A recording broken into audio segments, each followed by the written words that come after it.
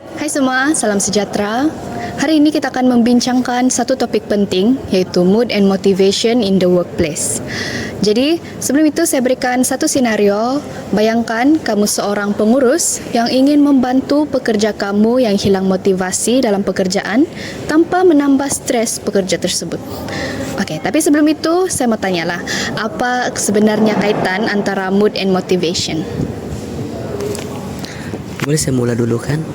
Okey, baiklah. Pada pendapat saya, mood ini memang berkait rapat dengan motivasi.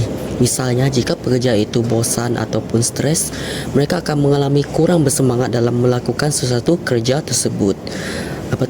Mereka melakukan kerja tersebut hanya sebab perlu dan bukan sebab minat. Jadi, dalam situasi ini, pengurus yang tidak peka dengan mood pekerjanya, apa-apapun teknik motivasi mungkin tidak akan berkesan untuk setiap pekerja tersebut. Ya, saya setuju dengan Gary. Mood negatif boleh mengganggu prestasi pekerja itu. Tapi, kalau pemimpin ada kemahiran interpersonal seperti empati dan mendengar secara aktif, pekerja pasti akan rasa lebih selamat dan terbuka. Jadi, ini boleh membantu untuk kenal pasti punca sebenar masalah, bukan hanya simptom. Ya, betul tuh Eric. So, bila suasana tempat kerja itu mempunyai suasana yang sangat positif, ia dapat membantu, ia akan mempengaruhi mood dan motivasi pekerja itu. So, komunikasi yang baik juga dan pengiktirafan boleh membantu dalam menjaga mood pekerja tersebut.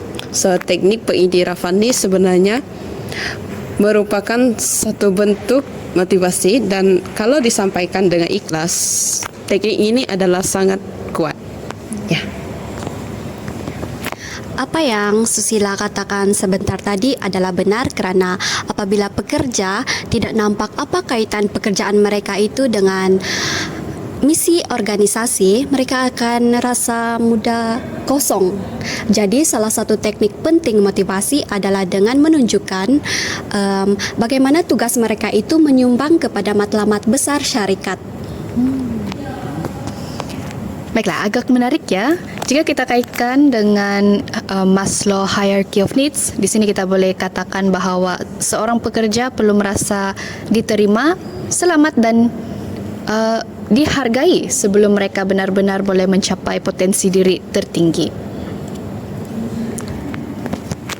Tepat sekali. Jadi, jika keperluan sosial dengan harga diri tidak dipenuhi lah untuk setiap pekerja tersebut, motivasi memang akan berhenti pada tahap itu terus. Jadi, sebab itu pengiktirafan ini sangat penting untuk setiap pekerja agar dapat memenuhi keperluan esteem pekerja tersebut.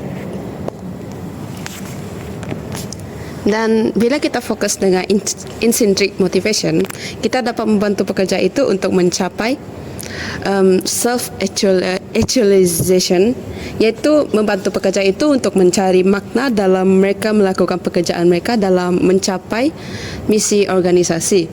Dan teknik ini juga adalah lebih berkesan berbanding dengan teknik memberi ganjaran secara luaran. Ya. Baiklah, kembali kepada senario yang tadi, kamu sebagai seorang pengurus, apakah teknik motivasi yang akan kamu gunakan untuk membantu pekerja kamu? Silakan. Kalau saya akan pilih pendekatan bimbingan. Bila kita menggunakan pendekatan ini dengan niat untuk memahami, kita bukan sahaja bantu pekerja mengatasi masalah mereka, tapi juga membina kepercayaan antara majikan dengan pekerja. Jadi ini akan mewujudkan ruang selamat untuk pekerja berkomunikasi dengan selesa lah. Dan kalau saya pula, saya akan memilih intrinsic motivation, iaitu bila kita membantu pekerja itu untuk melihat makna mereka melakukan pekerjaan itu, mereka akan lebih minat untuk melakukan pekerjaan mereka. Dan sebenarnya ia akan memenuhi keperluan psikologi dan emosi mereka seperti yang dalam teori Maslow. Dan namun begitu, teori ini maksud saya teknik ini hanya dapat dilakukan dengan baik jika kita mempunyai kemahiran interpersonality yang baik dengan mengajukan soalan yang tepat. Jadi kalau pada pendapat saya lah, jikalau saya sebagai seorang pengurus, saya akan menggunakan pendekatan autonomi. Jadi bila pekerja rasa mereka ini ada kawalan lah, mereka akan lebih yakin dan juga dihargai jika mereka dalam melakukan sesuatu kerja tersebut.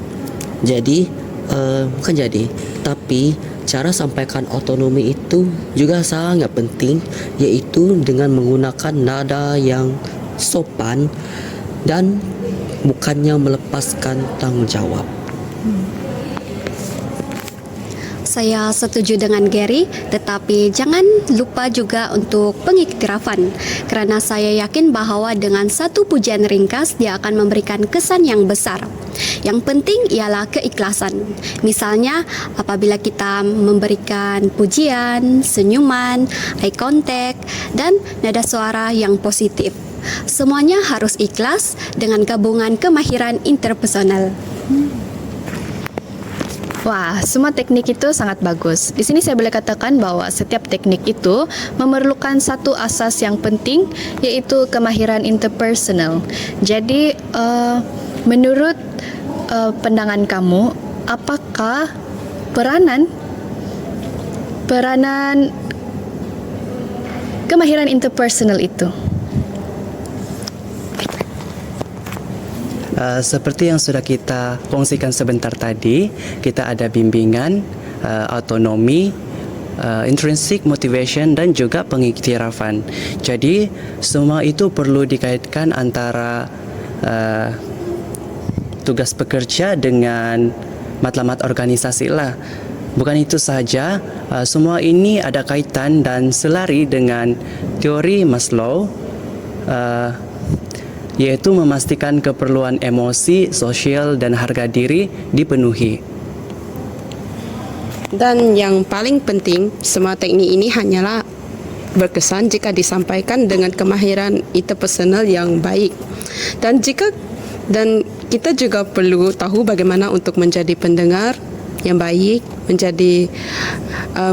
memberi respon serta mewujudkan suasana yang selesa dan terbuka kepada pekerja. Baiklah, saya setuju apa yang dikatakan oleh Susila sebentar tadi. Jadi, jika tidak ada kepercayaan atau komunikasi yang tidak berkesan, teknik motivasi ini hanyalah kosong ataupun sia-sia sahaja. Jadi, kita perlu memberi motivasi kepada pekerja lah, dengan pengaruh yang negatif dan bukannya pengaruh yang maafkan saya, boleh saya ulang lagi. Maksud saya sebab kita sebagai pengurus ni kan kita perlu memberi motivasi, iaitu dengan pengaruh yang positif dan bukannya pengaruh yang negatif.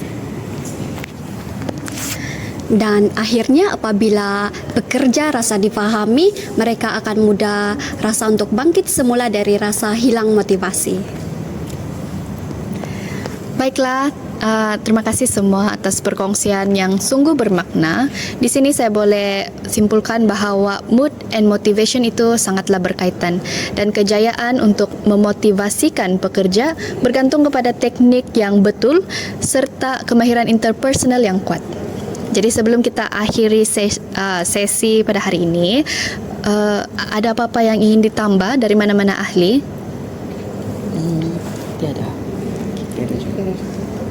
Okey, baiklah.